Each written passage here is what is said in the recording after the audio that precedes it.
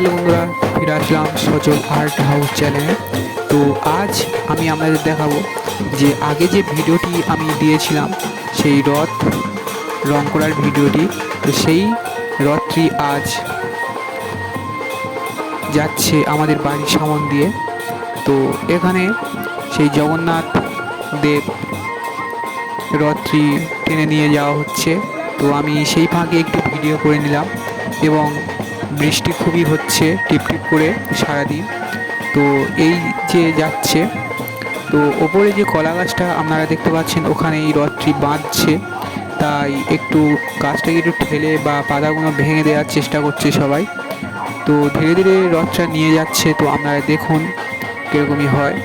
তো এই যে এদিকে কলা গাছটা পুরোই ঠেকে গিয়েছে, এই যে সরিয়ে নেওয়া হয়ে গেছে। তো ধীরে ধীরে রথটা যাবে।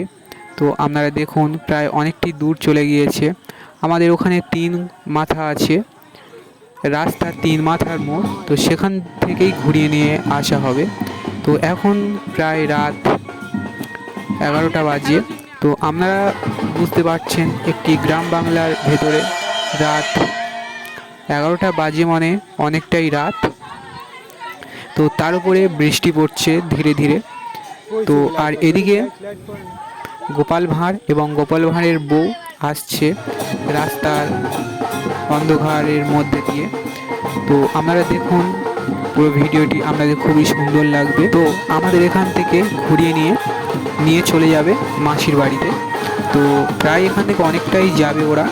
তো আর এদিকে প্রায় নিয়েও চলে এসেছে 3 মাথার মোড় দিয়ে।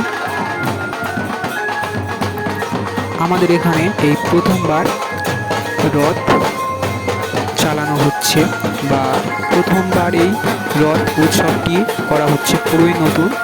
তো এখানে প্রায় প্রচুর লোক হয়েছে, দেখতে পাচ্ছেন আপনারা অনেক লোক হয়েছে। তো ধীরে ধীরে সবাই খুবই আনন্দ করছে।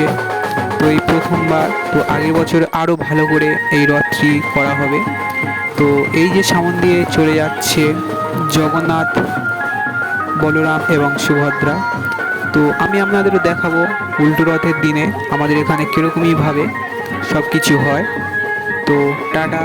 তো দেখা হচ্ছে আরেকটি নতুন ভিডিও নিয়ে।